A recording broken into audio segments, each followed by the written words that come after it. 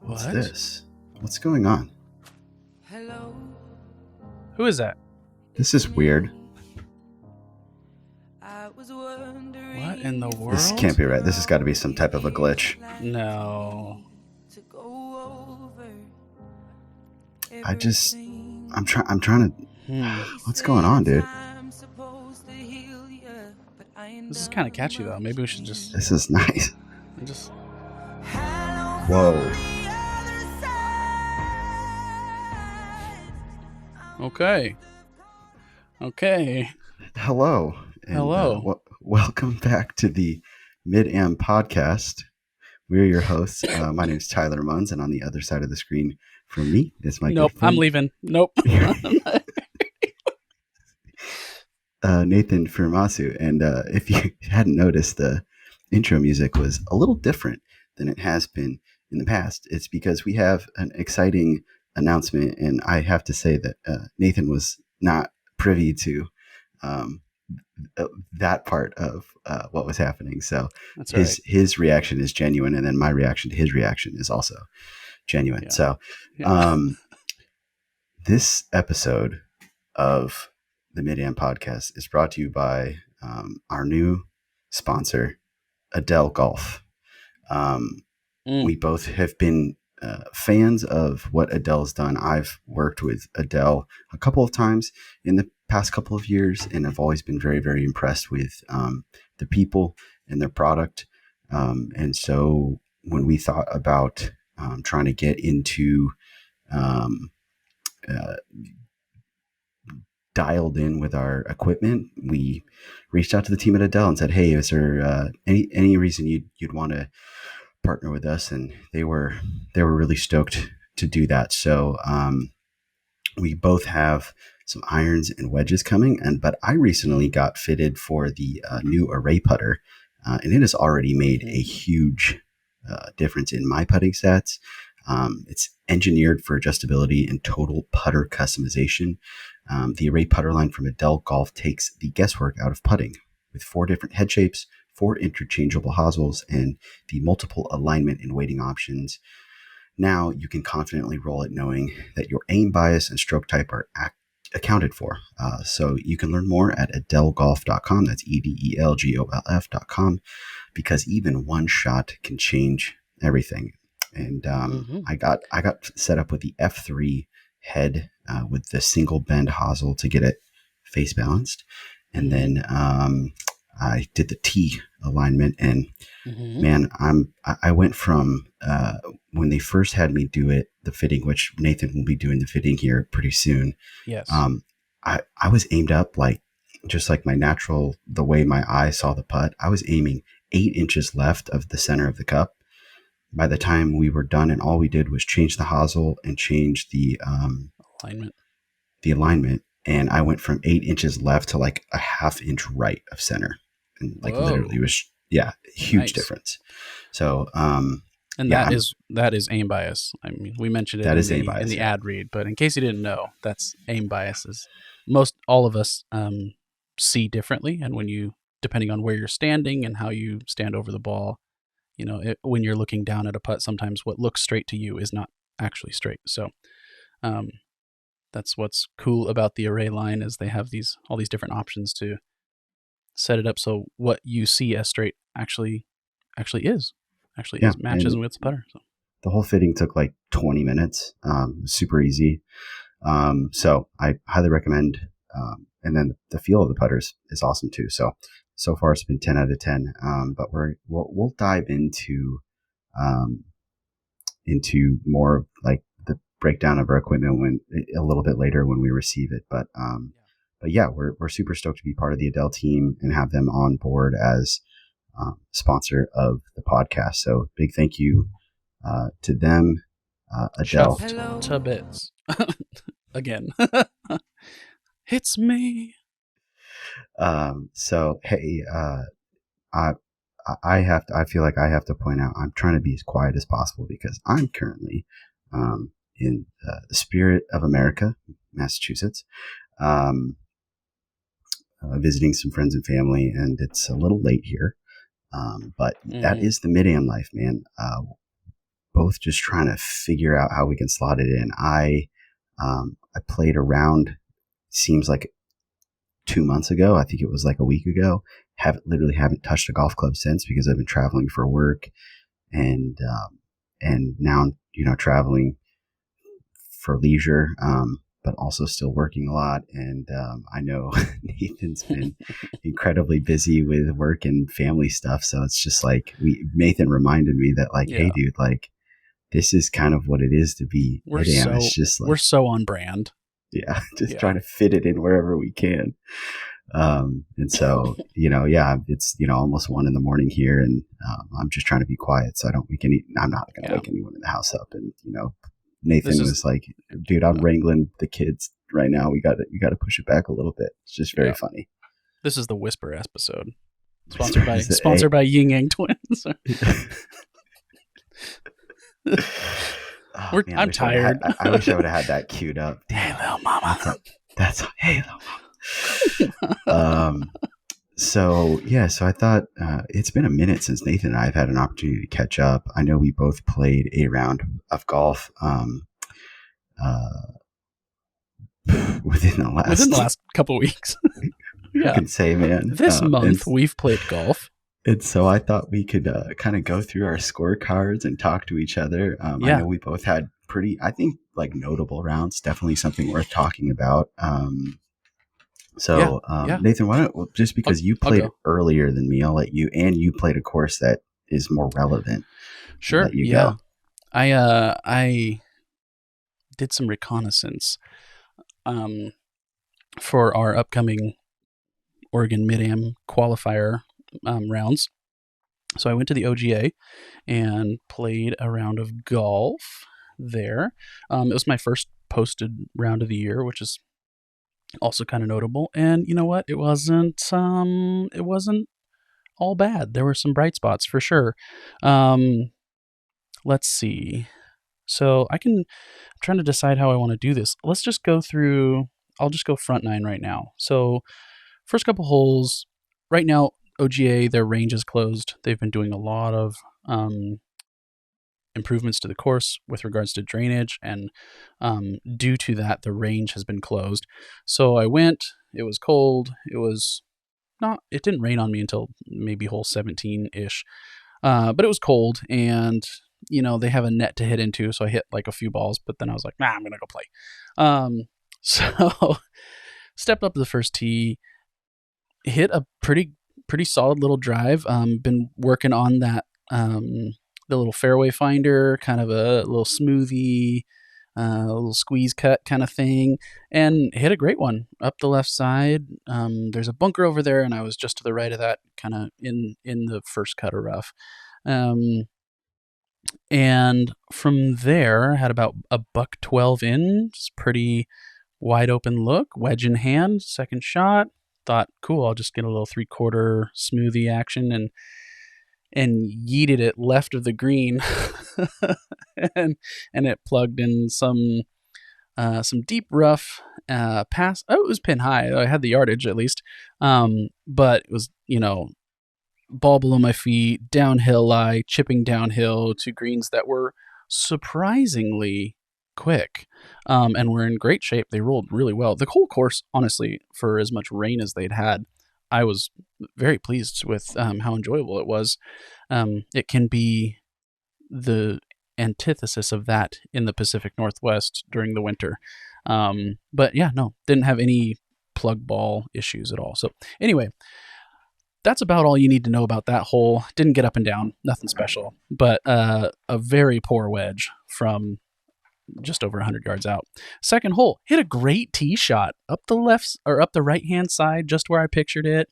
Had 155 in, and I was gonna hit a little, tight little 7-iron, kind of punchy, just try and trap it and maybe land it on the front and get a few hops towards the middle somewhere. Trying to really really embrace that whole decade app lifestyle. I was shotgun in the middle of that green, baby. And I laid the sod over it, and it was about 40 yards short, right at the pin. But So again, and from the fairway, that's kind of all you need to know. I really messed that one up. Didn't get up and down there. So bogey start. Third hole's a par 3.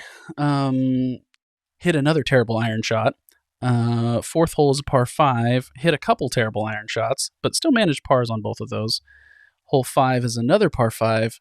Hit the first squirrely drive of the day. So then I played it up 16 because I hit it on the other side of the trees. And if you have played that hole or know that hole at all, left is dead, right is a punch out because there's quite a few large trees in between this hole and hole 16 that's a par 4 coming back the other way. But luckily it's wide open if you want to just play it down 16. And I was literally like one of 3 people on the golf course this day. So I was like, cool. So I hit it up at 16's tee box. Ended up hitting it too good and was in a bunker on another hole on 15 or by 15's green. So then basically it was like a greenside bunker that I was playing like a fairway bunker from about 100 yards out. Wide open look at the green. Easy stance in the fairway or in the bunker, like flat level lie. This should not have been an issue. Pulled it left like crazy. If you're noticing a theme here, when I've got short iron or wedge in hand, and missed the green, didn't get up and down. So another bogey. From there,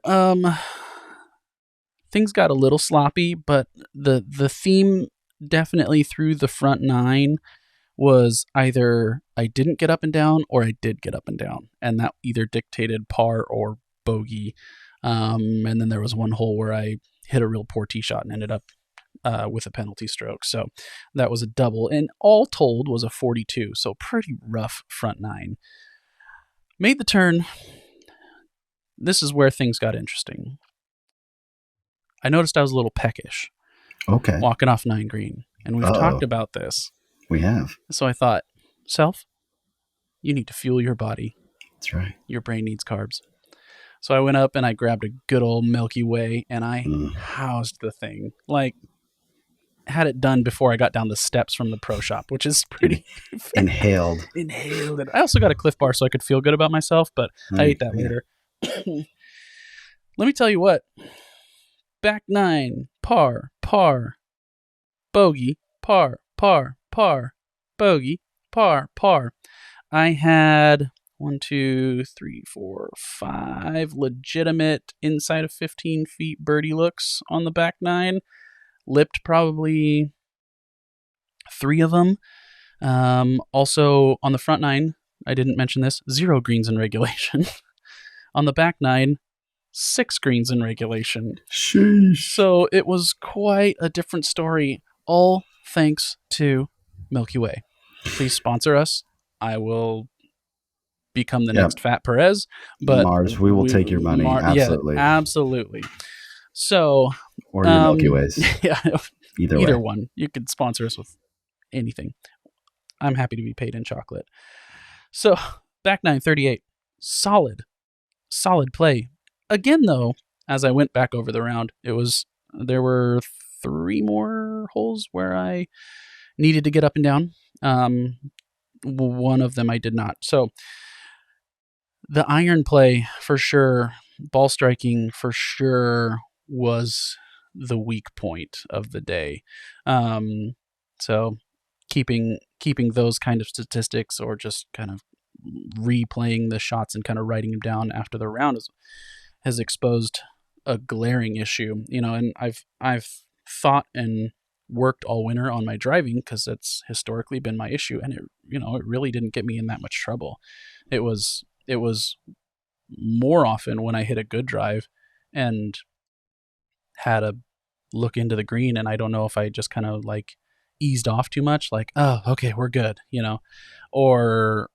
or what. I'm not entirely sure. I don't think I was like thinking too much golf swing or anything like that. I had a pretty good routine. I was really sticking to my processes. That was one thing I did well, and I was proud of myself for. So yeah, ball striking was a big bummer. And then again, it was nice to have those birdie looks on the back. and then like legitimate, like 15 inside 15, like a couple of them were like 6-footers, a couple of them were 10, makeable, not necessarily high statistically percentage wise, but makeable.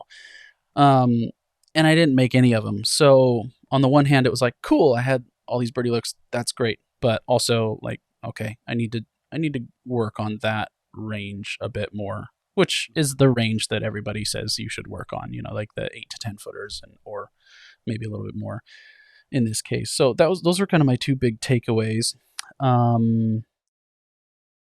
Yeah, I think that's kind of it. I think so. Yeah. So you didn't have any like swing, like big differences in mechanical thoughts between the front nine and the back nine. It really was just kind of like maybe resetting yourself, like emotionally, kind of changing yes. a little bit of the dynamic with getting a little bit of food in you, and just kind of like sticking to the game plan and just letting good things happen. Yeah, I think it was a lot more of just kind of not trying to force. I was going to say force the issue, but I really don't know.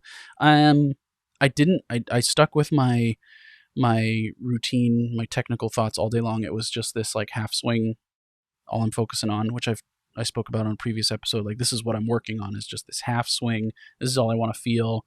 And for a full swing, I'm just doing it faster, and it ends up essentially becoming a larger swing. Actually, I think probably where it came in was the chipping, if anything. All those ones that I didn't, score-wise, I guess. I don't know, from the fairway, I just must have reached a point in the round where I was swinging differently, even though it didn't feel like it. Yeah. Not sure what changed. It's probably just I know for me personally, it's like, hey, like my tempo or my rhythm just, it takes me a little bit, especially if, what you were describing is you kind of got there, you hit a couple balls into a net, and then you just went. It's like, I think I settled into it around. Kind of, yeah. First few holes, it's like, and especially when that first iron shot goes left, it's like, it kind of sets a tone, and then it takes you a little bit to get out of that. So I think like maybe part of that is stepping back and like recognizing that, hey, that first iron shot maybe mentally screwed with me more than it should have. And I don't know how you get away from that. That might be something worth exploring from a mental standpoint, but it's like, sure. Because like, if you're not really, obviously your swing changes throughout the round. It's just like, sure. No two swings are the same. But I think like if you're truly not getting any like specific mechanical thoughts, and you have 4 strokes, you shave 4 strokes front nine, back nine, like I think that just says that like, hey, maybe trying to figure out a way to get away from like hyperfixating on couple of those left shots. And I'm not saying that as like a critique of you. I'm saying it's like, here's what I would, that's probably what's going on in my head that's causing those things if I were to be in that position. I was a little annoyed with myself. And that's part of that is, I think some of it is expectations too. Yeah. When you're green light situation with a wedge in hand from the fairway and you miss, it's hard to not have expectations in that situation, and it's hard to not be really let down by that. Because these are not like small greens either. So they were pretty big misses. But yeah, overall, it was an 80. It was a sloppy 80. But I'll take it. I typify that G4 hat that says could have shot 76. That's like my life. Well, hey man, in this case, it's honestly, it's not that far off. Like, I really could have shot 76 this day. Yeah. So anyway, that's me. Was there any one shot in particular that you felt kind of, and the reason I bring it up is because one of the things that Adele stands behind is this idea that one shot can make a huge difference.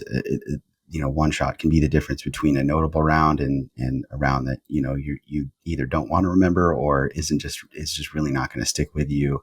And so, with the equipment that they put out, they're really trying to get after that one shot that's going to make the difference. And so something that we want to do is try to like really dive in, get introspective and say like, hey, is there one shot in this round that like you changed the momentum for better or for worse? You know, when you were going through this round, like was there a turning point where you saw like, hey, you know what, this shot right here made the difference and helped me kind of flip this thing around? Yeah. I was thinking about this, and I could probably pick out a couple, but definitely the one that first came to mind, which I think is like, if I were gonna pick out a huge momentum shot, it was this like 35 footer for par that I made on a par 3. I think I even posted a reel about it or something. And it was on the front 9. It was like hole 6. It had just been a litany of really poor iron play up until that point, and the score was starting to get a little bit away from me, and and I hit a bad iron off the tee, was well short, and then hit a pretty poor chip as well. Like it flew probably half as far as it needed to. Luckily it squeaked onto the green, but I still had this 30 35 footer kind of up over a little, not quite tier, but definitely a ridge. And man, I buried the thing, and that was such like a big like whew, save par. It was a big putt, like certainly got the juices flowing in the other direction from kind of like a, oh no, this could be bad, because I was staring bogey in the face for sure. And at that point it would have been like, oh great, I'm 6 under after, or 6 over after 6 kind of thing. Or well, not quite, but it was like that sensation of, man, the round and the score is getting well out of hand. But that one, it like, it was a cauterization for sure. It just put a stop to the bleed in a heartbeat. And, then 3 more holes on the front where I kind of sorted myself out. I didn't do anything great. I didn't do anything terrible. And then was able to sort of like on the back and reset. And I think that putt for sure was like the difference between 86 and an 80. So I mean, that's true. I mean, that's how that momentum stuff works, man, especially absolutely. Like from a mental standpoint. It's like, yeah, I can see, and you like, you step back and think like, there's just no way that one putt makes that, 6 strokes. It's like, no, man, you get frustrated, and you get out of your process. Like, it can very easily get that far away from you. So yeah. And I mean, cool. And that one was the difference between like, all right, now we're hopeless versus like, okay, hold on, we can still make something of this. Keep this thing going. We can keep it going. So I mean that's worth a lot of strokes for me. When I get kind of apathetic, it's like, well, I might as well just shoot 90 and walk off the course. Right.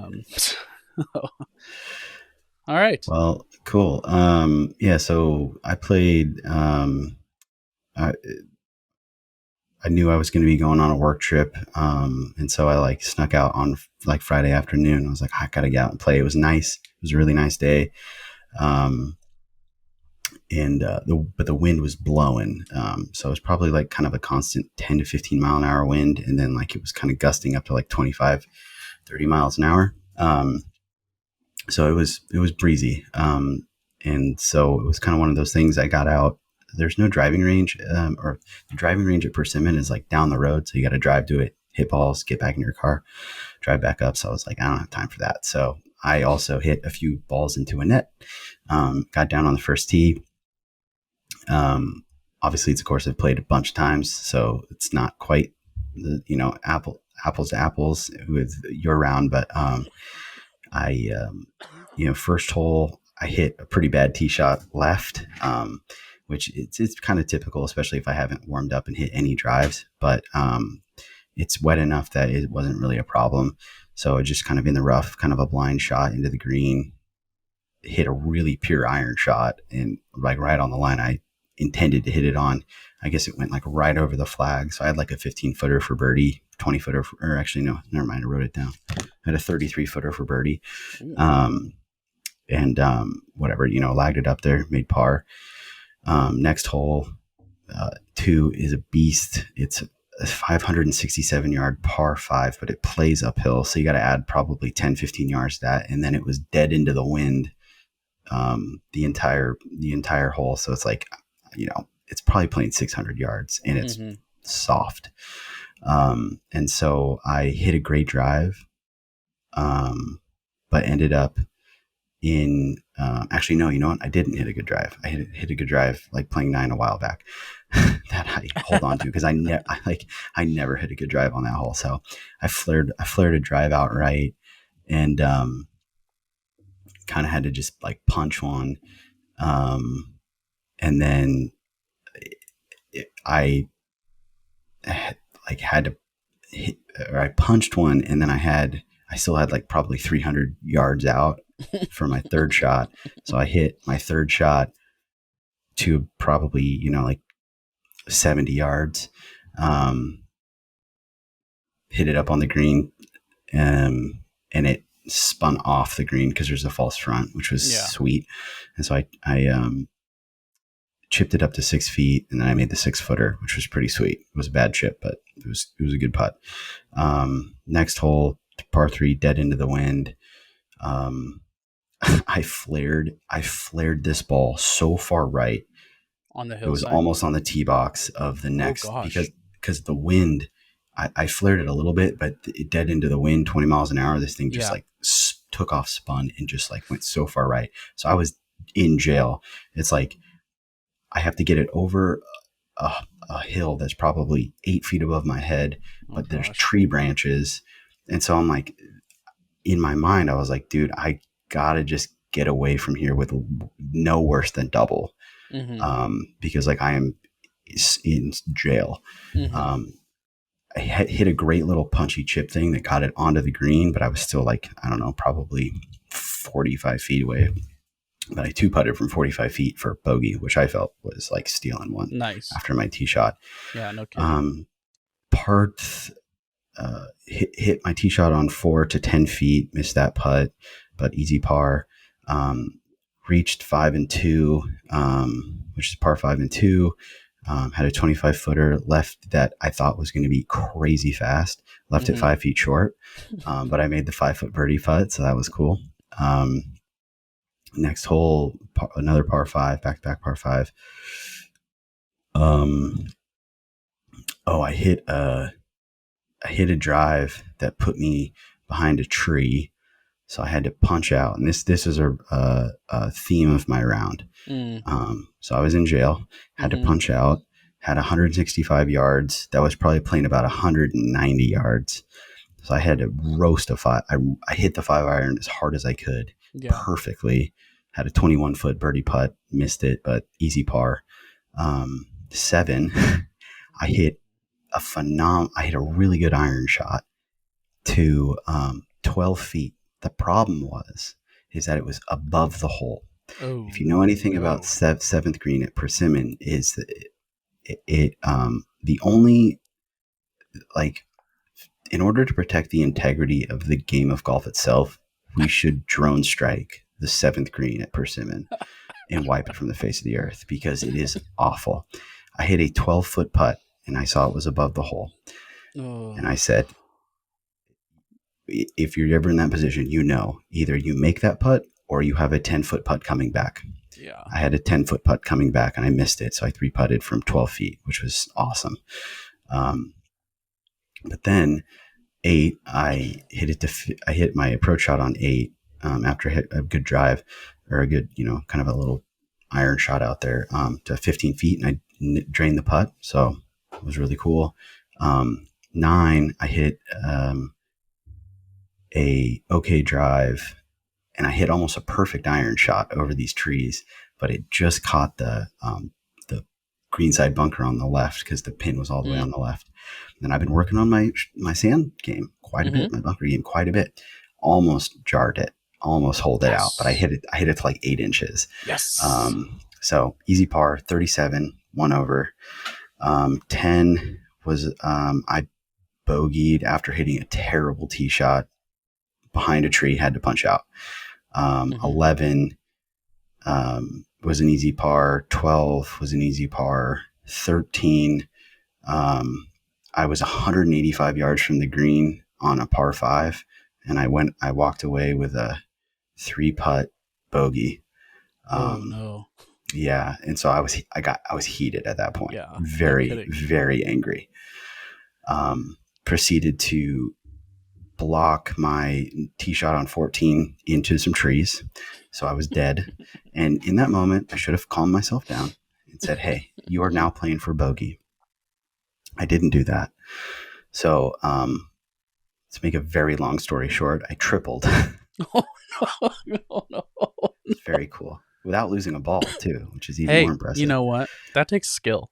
Yeah, it does. Of some kind. Yeah, back-to-back 3 putts, bogey triple. Good. Let me just cross out my note here where I was going to say, man, you putted great. Yeah. 15, hit a very poor iron shot, had like a 60-yard, or no, I don't remember how long my chip was, but chipped it to like 12 feet. And this was my one shot of the round. I jarred the 12-foot putt. And my playing partner kept like, every time I made a putt, he would like be like, I just didn't think that was going to, I thought you underread that or overread that. I just didn't think that was going to go in. I'm like, all right, dude, thanks, man. Hold on. Let me jot this down. Putted great. Let me put that back. All right. But that was my one shot. Like, I think that was there, or after I went bogey triple, like, I feel like if I would have not made that putt, like, I don't think I would have. I don't think I would have felt good about the round, no matter how it ended. But it probably wouldn't have ended as, as good as it did. That's a nail in a coffin, kind of. Yeah. So that was very cool. 16 hit my drive right. Was behind some trees. Had to punch out. But in that moment, I was like, "Hey, I'm behind trees. I am dead. I am playing for bogey." And I made bogey. I almost made par, but I made bogey. And so I was like proud of myself for that because I calmed myself down. 17, hit a pretty decent drive. Just ended up in the rough. Had like kind of chipped it up there because I would have had to go around trees again if I wanted to try to go at the green. Had like a little 80-yard kind of 3/4 wedge shot, hit it to 9 feet, made that putt for third birdie of the round, which was cool. And then my 18, I hit a really good drive, almost too good, almost went all the way through the fairway into the ravine.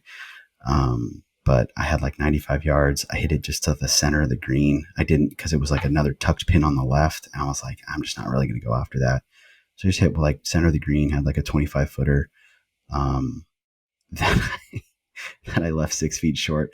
Because if you know anything, this one,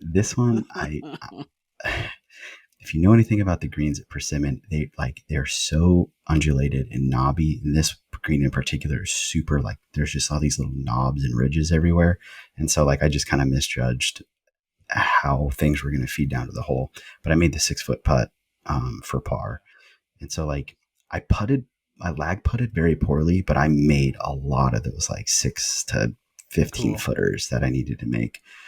For a 78. I had to post a 77 because I tripled 14, which was the fourth handicap hole, and I am a 3.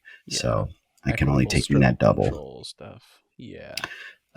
So I mean, like, I hit 10 greens, I hit 2 fairways, which is not typical of a round for me. Weird. Yeah. I mean, your Instagram handle has fairway in it. In the name, I know. That's very not on brand for me. No. I got to talk to my publicist. And then 32 putts, but that's 32 putts with 3 putts. Yeah. Nice. So, I mean, eliminate the 3 putts, that's 29 putts. That's above average for, like a scratch golfer. So, I mean, like for a day that I just wasn't really I wasn't driving the ball super well. And like my ball striking was very streaky and got very cold in the middle of the round. Like, I think to salvage a 78 was like pretty damn good. especially in like very blustery conditions. Yeah, man, that's solid. That's I wasn't mad at it. no, that's something else to kind of hold it together when you definitely don't have like your A game, as Tiger would say. Yeah. That's the name of the game, I guess, when it comes to being a good scorer and like be a player of golf versus um I don't know, the alternative. So yeah, you were in jail a lot. What happened?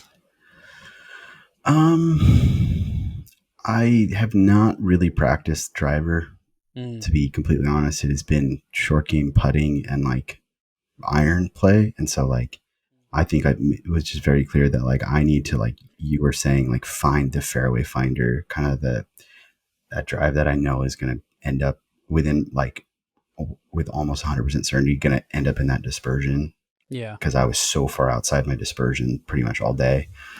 A couple of it was just like the wind was really difficult to navigate. I would say on two of the, like I think I counted up, I was in jail 5 times because of drives. Um, and I attribute 2 of them, maybe 3 of them, to like, if it's not that windy, I'm not in that position. And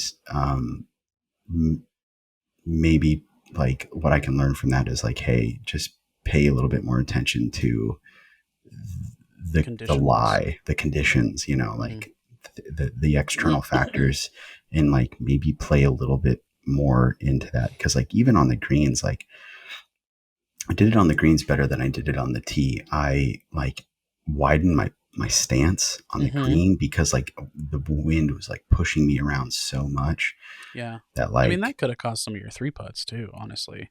Lag yeah, I putts, and mean, with when it's really windy out, it affects it. I mean, especially out there where everything's on the side of the valley, yeah. like it's Well, and I that's believe it. weird. Like, I didn't really feel that bad about the putting round. Like, Yeah.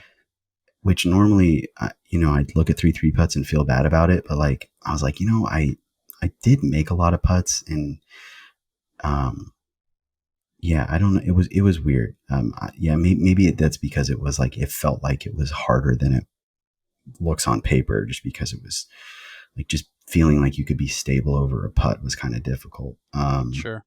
It was also my first round with the putter, with the new array. And so like, I think I'm still trying to calibrate the longer putts, but First like dates are awkward a little bit, but It's like, dude, how much I do you mean, share? 15 feet in, I felt like I could make anything. Yeah. And that's like new for me. That's not typically, I'm not. And then like all the shorties, like normally those 5 to 6 footers, like I almost tell myself I'm not going to make them. And like on this day, I was like, no, these are all going in. So Yeah. that was really nice.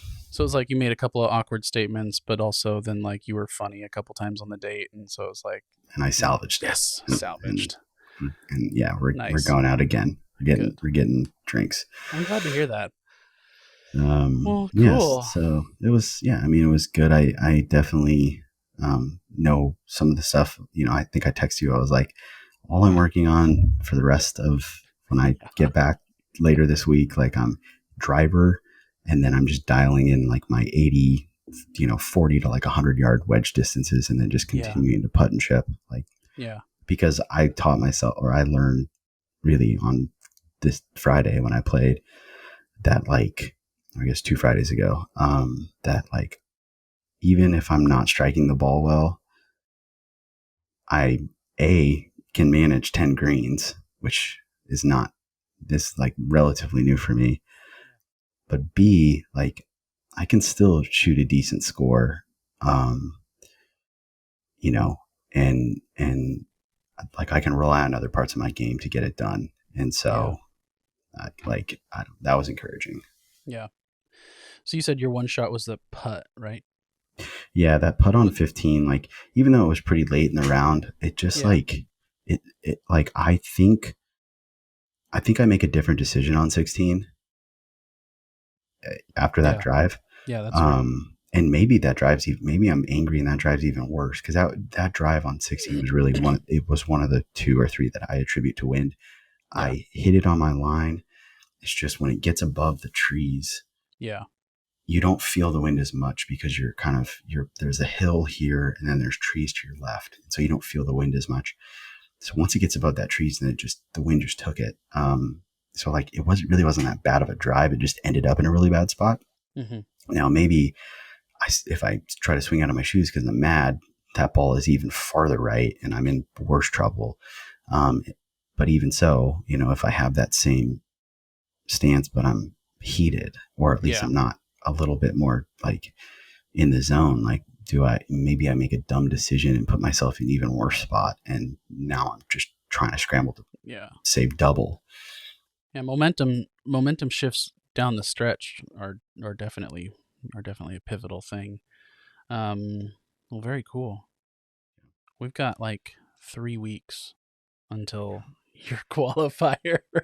Dude, I know. And then just like the fact that I literally haven't touched a golf club in 2 weeks, since that day. And I won't touch a golf club until Saturday. I mean, we get back super late Thursday night, and then I have to run a bunch of errands for work and stuff on Friday. And so like, I'm going to try to get in on Saturday and Sunday and just do something. You're just that guy in the airport or like anywhere, like traveling around. You're just air swinging and just got to get my reps in, dude. Yeah, that's right. Well, hey, I got 3 birdies nice on the day, so we were able to add those to our birdie-a-thon. Yes, yes, sir. Which, as this is more just serving as a reminder that we're doing it, we still need to promote it a little bit.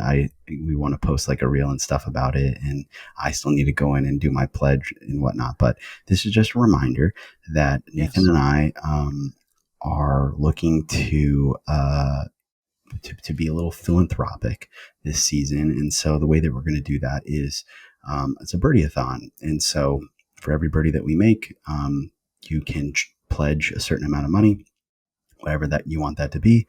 And for every birdie that we make, that money will get collected. I believe at the end of the birdie-a-thon, which will end November 30th. And that money, anything that we raise, will go to Oregon Junior Golf. So, yes, well, we've put the link in the show notes, and that's also on our Instagram link, the link in the bio there. So be sure to check that out and jump in on it. Our goal is to raise $1,000. Love to crush that number, and with not only our incredible play, but your incredible support. Yeah, that'd be great. I added 0 to the tally in this round.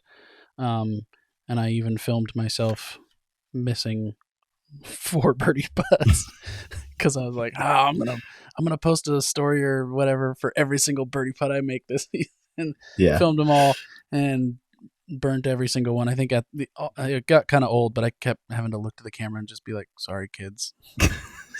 Sorry, kids. I tried. I failed you. No golf for you. It's not funny. It's not funny. It's for the kids, dang it. It's for the kids, damn it. I gotta lock it up. Yeah. Well, hey, thanks again. It's a little bit of a shorter episode because I think we're both a little bit gassed.